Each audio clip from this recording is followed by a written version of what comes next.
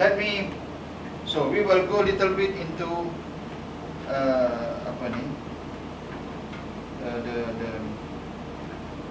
mechanism of Higgs symmetry breaking, not in very detail, but let me just write the history to show that this idea is not bukan macam penyair tiba-tiba dapat apa kita panggil ilham.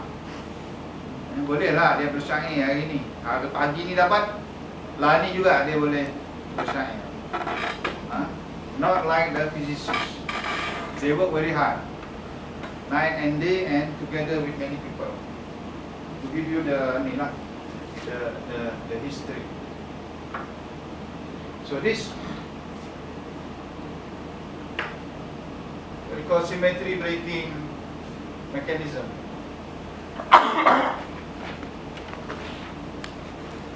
History.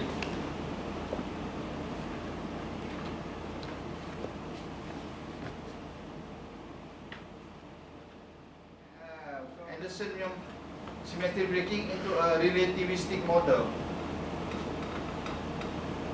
Non-relativistic.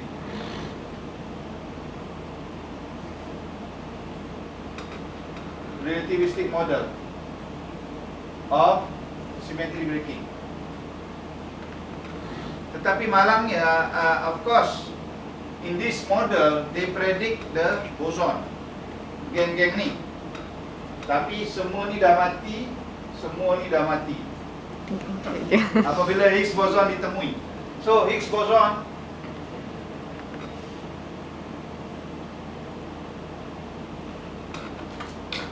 discovered or confirmed. I can write it here to be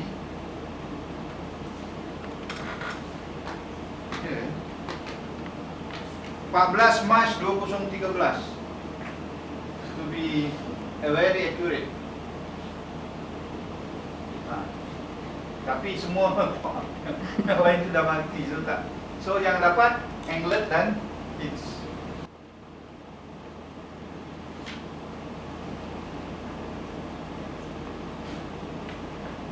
Sebetulnya cerita bawah tak habis lagi. Okay, of course dapat hadiah Nobel sebab yang lain tu mana. The Higgs mechanism was incorporated into modern particle physics by Steven Weinberg and Abdul Salam. Tapi sebab dia dapat hadiah Nobel, so itu disebabkan dia nak Higgs boson ini dimasukkan dalam GWS untuk memberikan W plus minus dan Z0 itu mempunyai the same. So Weinberg and Salam incorporate the Higgs mechanism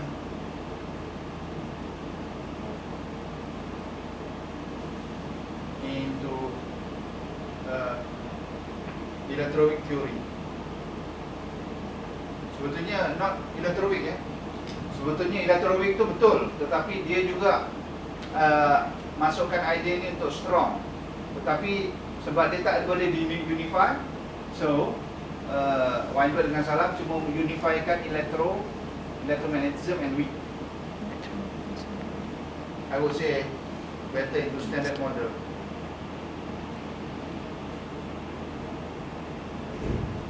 So that was in the 1980s.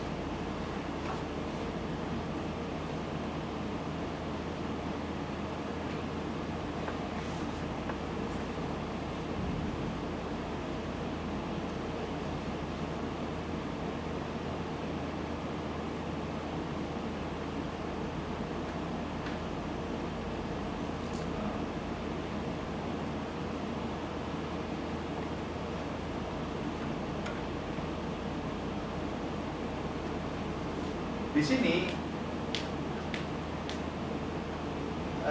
Weinberg dan Salam ni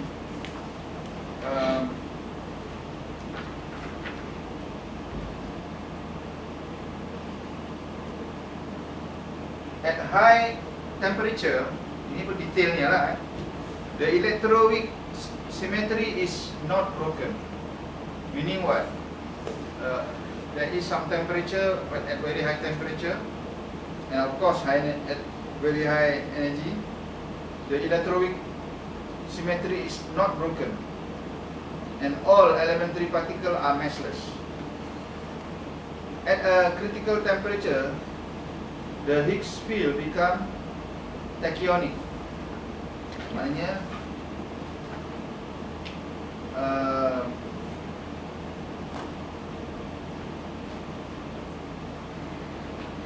Higgs field ni behave like a particle that travel faster than the speed of light, and the symmetry is spontaneously broken by a kind of condensation, and W and Z boson acquire mass.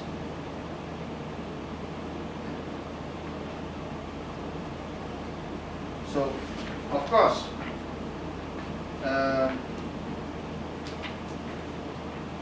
this is the theory. So that is why they incorporate the Higgs mechanism, because this mechanism, Higgs mechanism ni agak apa ni, tak mengaruh sangat lah dari segi menjadikan Higgs field ni jadi tachyon dan sebagainya. Tachyon ni maknanya dia faster than speed of light. So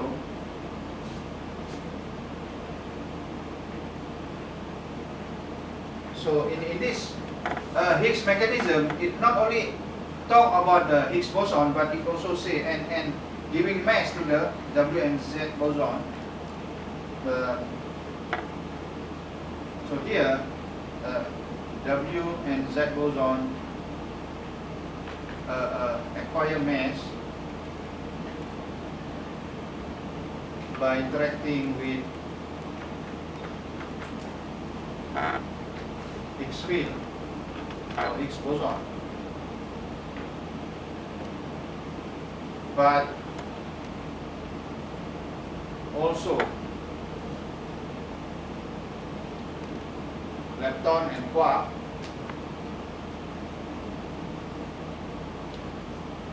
acquire mass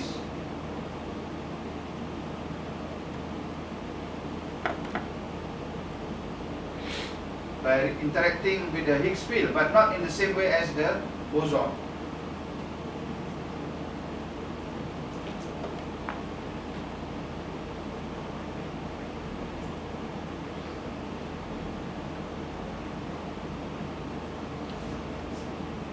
Not in the same way.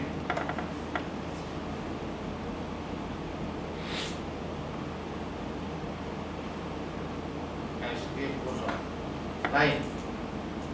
In fact, kita dah sebutkan di sini bahawa Higgs boson ni dia bersifat apa yang dipanggil Nambu-Goldstone boson, a kind of a transverse oscillation.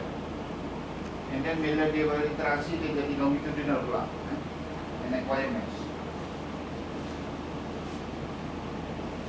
Lepton and quark also acquire mass by the so-called Higgs mechanism. So maknanya Higgs mechanism ni is not only explaining the existence of the Higgs boson, but penting untuk semua ni. Gauge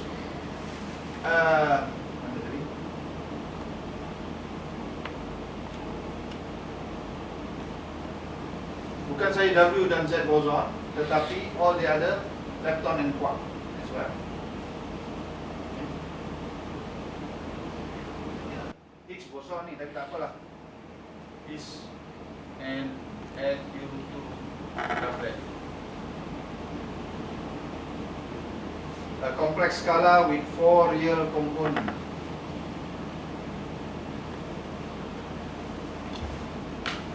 So this SU2 doublet ni sebetulnya terdiri daripada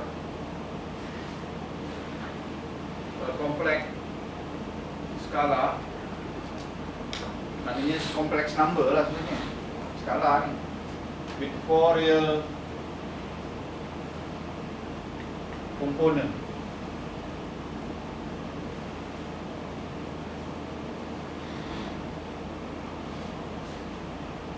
Or 2 complex component.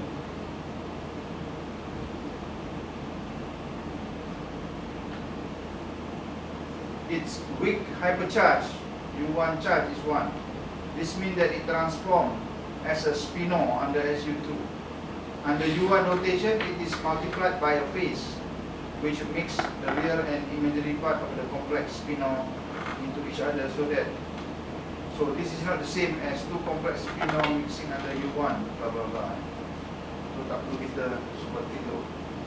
And then the Higgs field, through the interaction specified by its potential, induce spontaneous breaking of 3 out of the 4 generator of the gauge group SU2 cross U1.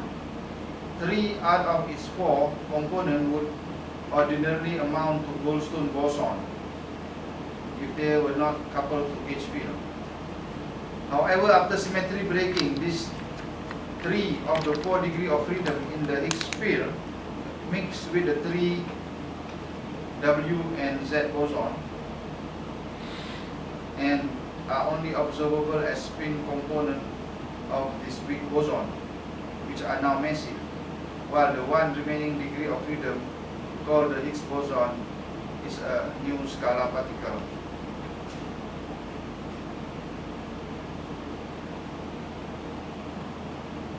So this 4 component ini, satu tidak berinteraksi dengan apa pun. This is the Higgs boson, the scalar Higgs boson. The 3 component interact with the 3 Goldstone boson.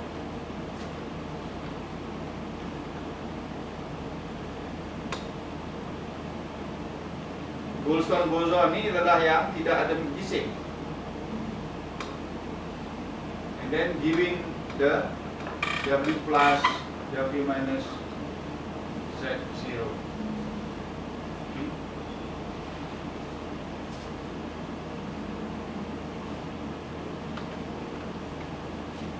The gauge group of the electroweak part of the standard model is the SU2 cross U1. So the gauge group of electroweak or GWS part of standard model is SU2 cross 1. The group SU2 is a group of 2 by 2 unitary matrix, all the autonomous change of coordinate in a complex 2-dimensional vector space.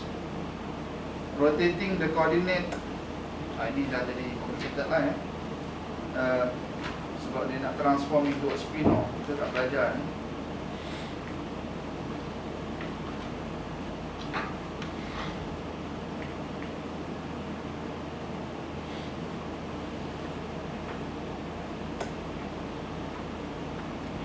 Now,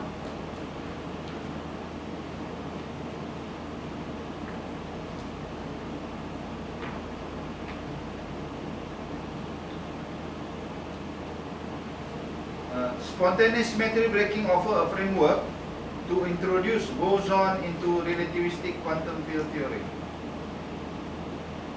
However, according to Goldstone theorem, this boson should be massless. The only observed particle which could be approximately interpreted as Goldstone boson were the pion, which number relate to the chiral symmetry breaking. A similar problem arises with Yang-Mills theory, known as non-abelian gauge theory, which predict massless spin 1 gauge boson. Massless weakly interacting gauge boson lead to long-range pause, which are only observed for electromagnetism, and corresponding massless photon. Gauge theory of weak force needed a way to describe massive gauge boson in order to be consistent.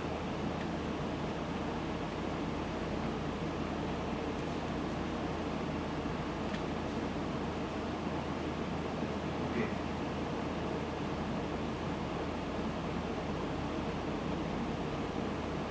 So actually this idea of symmetry breaking has many similarity with what occur in condensed matter. That's why the idea was first proposed by P.W. Anderson. I just wonder whether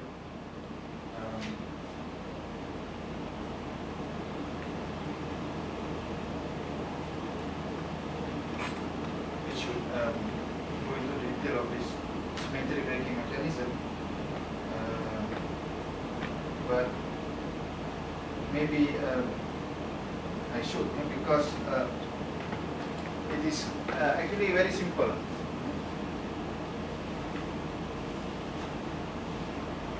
That's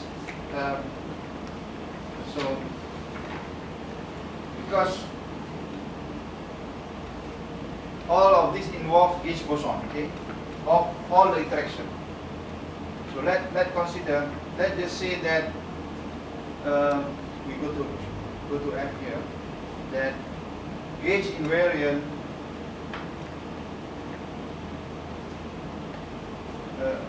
means that certain transformation of gauge field do not change the energy of the interaction.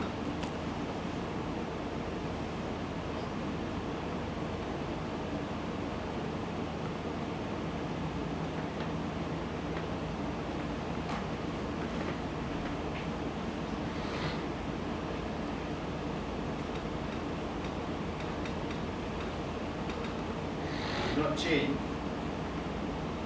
the energy of the system.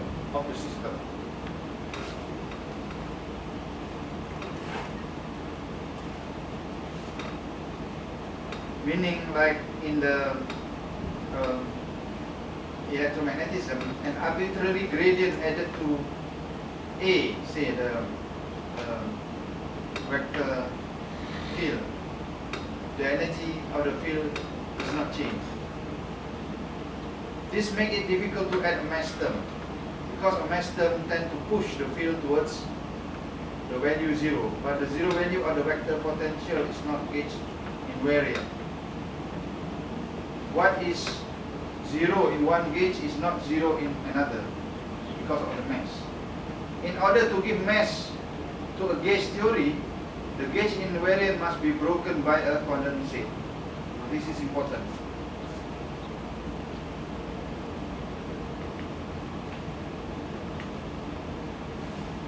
In order to give mass to a gauge theory, because gauge transformation does not change energy, meaning you can never add any mass there, because mass means energy. So in order to give mass to a gauge theory, gauge invariant must be broken.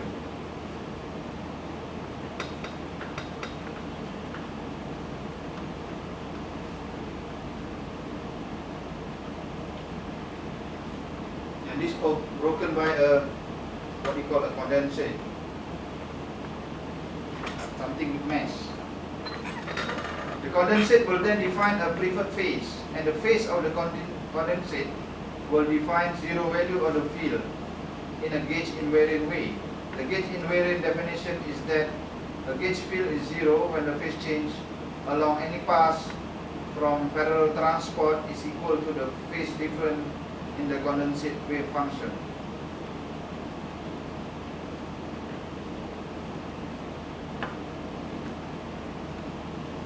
So in order for the phase of the vacuum to define a gauge, the field must have a phase. in order for a phase field to have a phase, it must be complex, or equivalently, it should contain two fields with a symmetry which rotates them into each other. The vector potential changes the phase of the quanta produced by the field when they move from point to point. In terms of field, it defines how much to rotate the real and imaginary part of the field into each other when comparing field values at nearby points. So, the only renormalizable model where a complex field acquires a non-zero value is the Mexican head model, where the field energy has a minimum away from zero. So,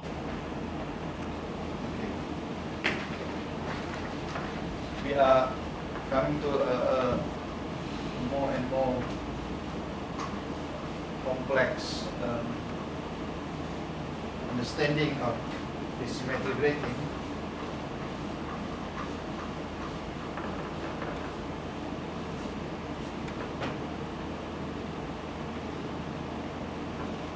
So basically, symmetry breaking mechanism is, so I don't want to bother you with, so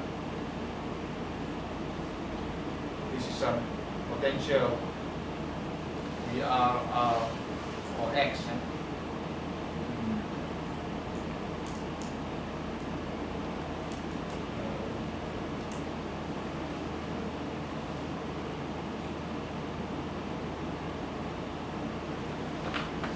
So how does the symmetry breaking occur? You have one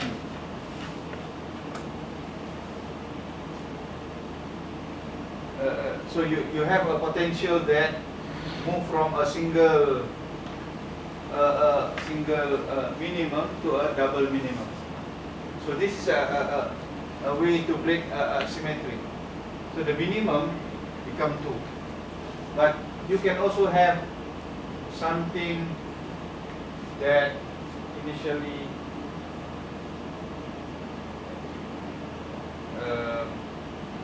just symmetric like this. So this is symmetric. This is of course still symmetric, but it has two. So this is one way. The other way is you have one that. So this is deeper than this one.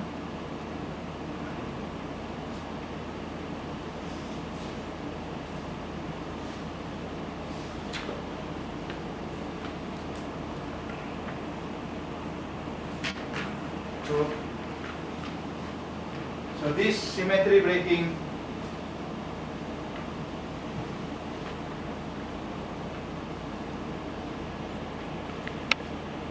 mechanism, I mean shown schematically here, but instead of V of R, we can change this to this is in terms of potential, okay? But you can change this to a Hamiltonian to be more general, not just the potential of some field. Hamiltonian of some scalar field phi.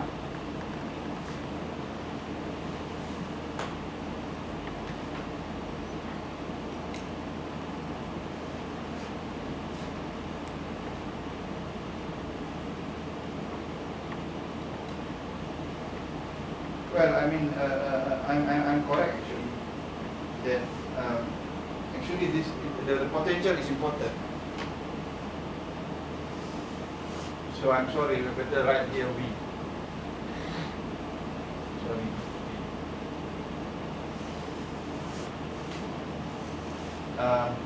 And the Hamiltonian, the simplest Hamiltonian that give this possible symmetry breaking is half phi dot square plus del phi square plus V phi.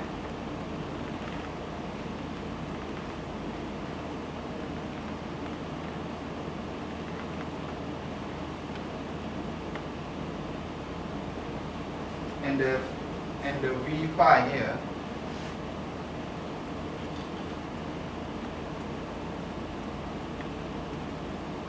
can be made simpler by choosing one direction, z direction of the pi. So we can use z square minus pi square square.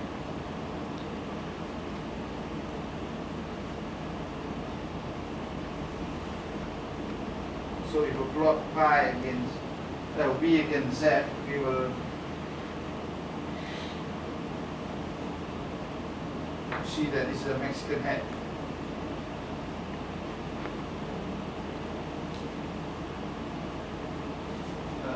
Potential. You know why? Because this in one dimension macam ni, in two dimension, you nampak macam ni. Kalau you tengok, but it is symmetric, like this. So like a Mexican head. Okay. I mean, it's alright like this, but you know, when you tiga dimensi, dia jadi Mexican head.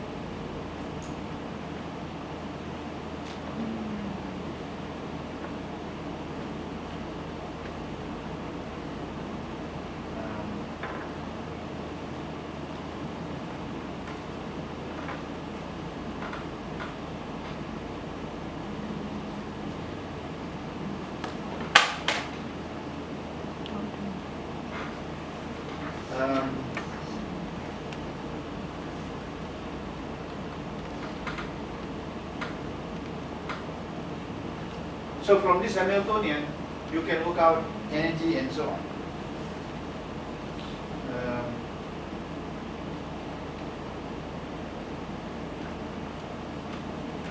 There are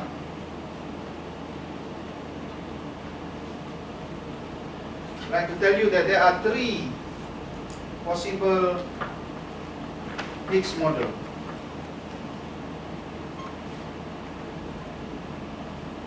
And how do you reflect these three model through the so-called action? Ini pun sayangnya walaupun kita belajar quantum mechanics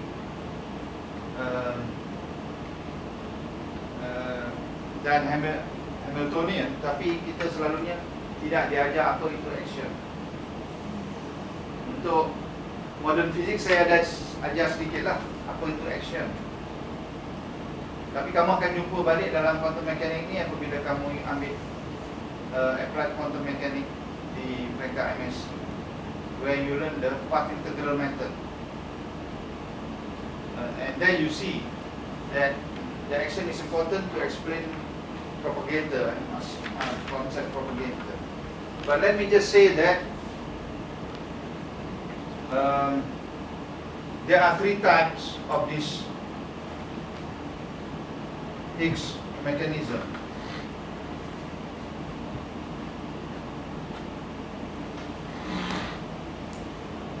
First is called the abelian Higgs model.